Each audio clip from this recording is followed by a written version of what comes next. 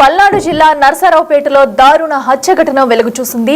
అయితే భార్యపై కోపంతో భర్త రమేష్ అతి కిరాతకంగా భార్యను హత్య చేశాడు. సో అయితే పోలీసుల ముందు ఈ నేరాన్ని రమేష్ అయితే ఒప్పుకున్నాడు.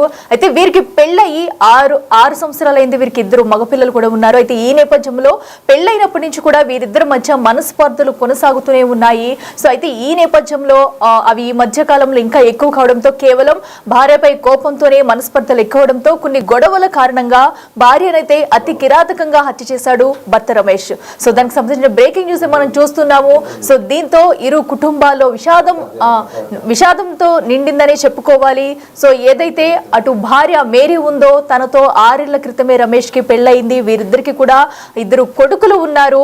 సో పెళ్ళైన 5 నెలల నుంచి కూడా ఇద్దరి మధ్య కుటుంబ కలహాలతో గొడవ పడుతూ వస్తున్నారు. సో ఈ నేపథ్యంలో సో అయితే ఇంకా కక్ష పెంచుకున్న రమేష్ భార్యను పక్కా ప్లాన్ ప్రకారమే ఎవరూ లేని ప్రదేశంలోకి తీసుకెళ్లి ఒక రైల్వే ట్రాక్ దగ్గర అయితే హత్య చేసినట్టు తెలుస్తుంది.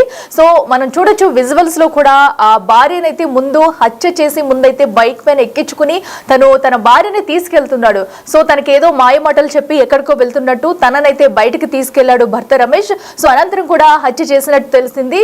సో అయితే తన కూతురు కనిపించకపోవడంతో ఎవరైతే మృతురాలి తల్లిదండ్రులు పోలీసుకు ఫిర్యాదు చేశారు. పోలీసులు కూడా విచారణలో తను చనిపోయినట్టుగా కూడా ఒక రైల్వే ట్రాక్ పై డెడ్ బాడీ దొరకడంతో విచారించి ఆ డెడ్ బాడీ మేరీదే అని కుటుంబ సభ్యులకు తెలియజేశారు పోలీసులు. దీంతో కుటుంబ సభ్యులంతా కూడా విషాద ఛాయలు అలుముకున్నాయనే చెప్పుకోవాలి.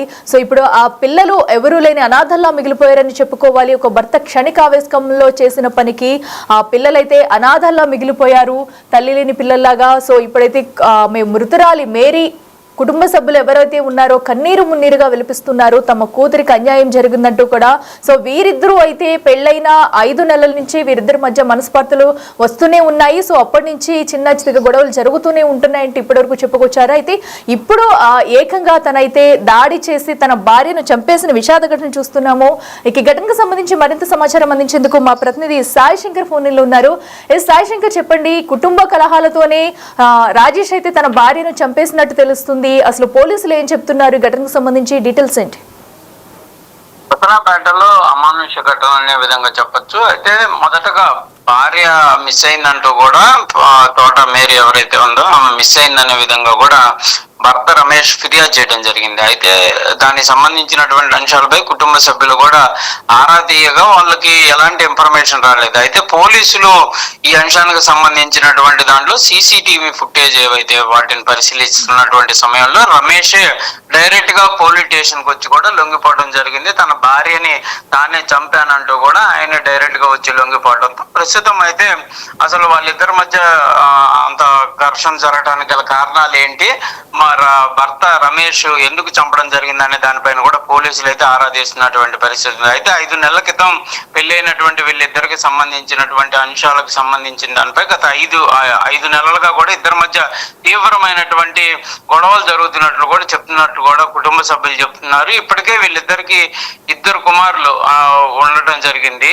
అయితే ఈ పిల్లల విషయంలో గొడవ లేకపోతే ఎలాంటి ఆర్థిక పరమైనటువంటి అంశాల మధ్య ఇద్దరి మధ్య కలహాలు వచ్చాయా అనే కోణంలో అయితే ప్రస్తుతం పోలీసులు ధైర్యం చెప్తున్నారు. అయితే ఇటు మేరీకి సంబంధించినటువంటి కుటుంబ సభ్యులు మాత్రం భర్త రమేష్ పైన తీవ్రమైనటువంటి ఆరోపణలు చేస్తున్నటువంటి అంశం కనిపిస్తుంది. కావాలని చెప్పి మా అమ్మాయిని వేధింపులకి గురి చేసేవాడు, ప్రతిసారి కూడా ఇబ్బంది పెట్టేవాడు, ఇప్పుడు పూర్తిగా తన కూతురే లేకుండా చేశారు అంటూ కూడా మేరీ తల్లి కూడా ఆవేదన వ్యక్తం చేస్తున్నటువంటి పరిస్థితుల్లోనే ప్రస్తుతం అయితే పోలీసులు రమేష్ ని అదుపులోకి తీసుకోవడం జరిగింది. దీనికి సంబంధించినటువంటి అంశం పైన కూడా కేసు కట్టడం జరిగింది. ఏదైనప్పటికీ కూడా చిన్న చిన్న కలహాల నేపథ్యంలోనే భర్తని భార్య చంపుకోవడం, భార్యను భర్త చంపుకోవడం జరుగుతున్నటువంటి పరిణామాలు అనేవి మాత్రం ప్రస్తుతం కలకలం రేపుతున్నాయనే విధంగా చెప్పొచ్చు.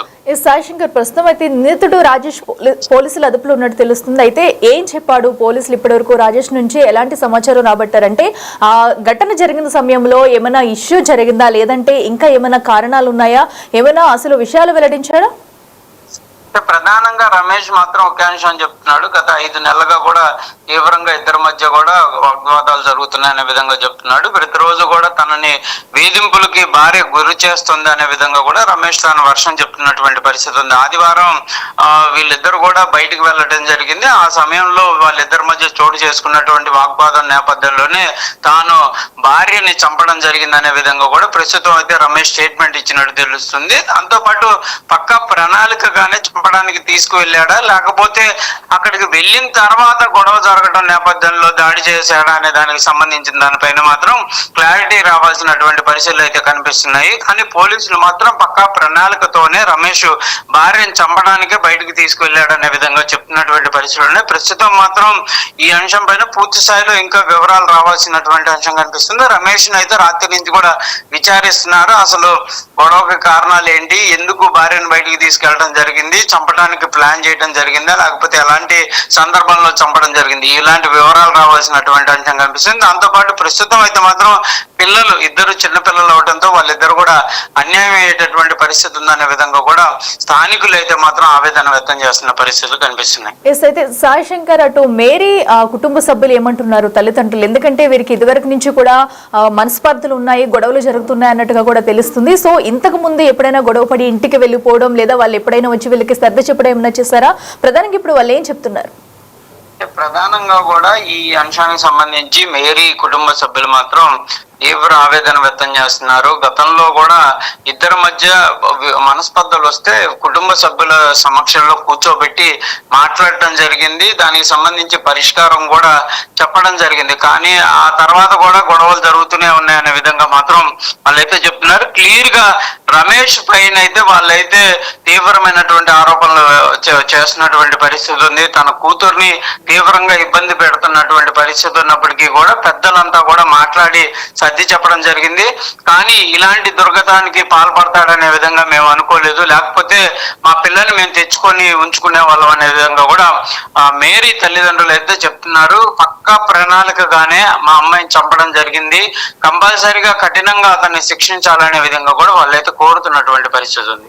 ప్రస్తుతం అయితే ఆ ఇద్దరు చిన్నపిల్లలు ఎవరి వద్ద ఉన్నారు? అటు రాజేష్ కుటుంబ సభ్యులు ఎవరైనా వచ్చి ఆ పిల్లల్ని తీసుకెళ్లడం కలవడం కానీ చేశారా, లేదా మేరీ తల్లిదండ్రుల వద్దే ఉన్నారా? ఆ పిల్లల బాధ్యత ఇప్పుడు ఎవరు తీసుకునే ఛాన్స్ ఉందనుకోవచ్చు? ప్రధానంగా ప్రస్తుతం అయితే పిల్లలిద్దరూ కూడా మేరీకి సంబంధించినటువంటి వాళ్ళ దగ్గరే ఉన్నట్లు కూడా తెలుస్తుంది. రమేష్ కి సంబంధించినటువంటి వాళ్ళు ఇంకా ఈ అంశానికి సంబంధించి వాళ్ళు ఎక్కడ కూడా బయటికి వచ్చినటువంటి పరిస్థితి అయితే లేదనే విధంగా చెప్పొచ్చు. అంటే గత 3 రోజుల క్రితం కూడా నర్సరాపేట రావడం జరిగింది, అంటే గొడవ అవ్వటం జరిగింది. నర్సరాపేట అమ్మాయి వెళ్ళిపోవడం జరిగింది. అయితే ఇతను వెళ్ళి 3 రోజుల క్రితం వాళ్ళిద్దరి మధ్య కూడా గొడవ జరిగినట్లు కూడా కుటుంబ సభ్యులు చెప్తున్నారు. అయితే ఆ తర్వాతే ఆమెను బయటకు తీసుకువెళ్ళడం జరిగింది అనే విధంగా కూడా గుర్తిస్తున్నారు. అంటే తనను ఇంటికి తీసుకువెళ్ళేటటువంటి ప్రయత్నంలో భాగంగా జరిగిందా, లేకపోతే వీళ్ళిద్దరూ ఎక్కడికి వెళ్ళారు అనేది కూడా ముందు ఆరా తీయాల్సినటువంటి పరిస్థితి ఉంది. ఎందుకంటే 3 రోజుల క్రితం కూడా తీవ్రమైనటువంటి గొడవ మేరీ వాళ్ళ ఇంటి దగ్గర జరగడం జరిగింది. మరి ఆ తర్వాత మరి మేరీ ఎలా వెళ్ళింది ఏంటి అనేది తెలియాల్సిన అంశం ఉంది. ప్రస్తుతానికైతే ఆ చిన్నారులిద్దరు కూడా మేరీకి సంబంధించినటువంటి కుటుంబ సభ్యుల దగ్గరే ఉన్నట్లు మాత్రం తెలుస్తుంది. సాశంకర్, అయితే అటు మేరీ మృతదేహాన్ని రైల్వే ట్రాక్ పై అయితే పోలీసులు గుర్తించారు. సో అయితే ఎక్కడైనా హత్య చేసి రైల్వే ట్రాక్ పై తీసుకొచ్చి పడేశాడా రాజేష్, లేదంటే రైల్వే ట్రాక్ పైన హత్య చేశాడా? అసలు ఘటనా స్థలంలో ఏం జరిగింది? అంటే ప్రధానంగా కూడా అడవి ప్రాంతంలోకి తీసుకెళ్ళినట్లు తెలుస్తుంది.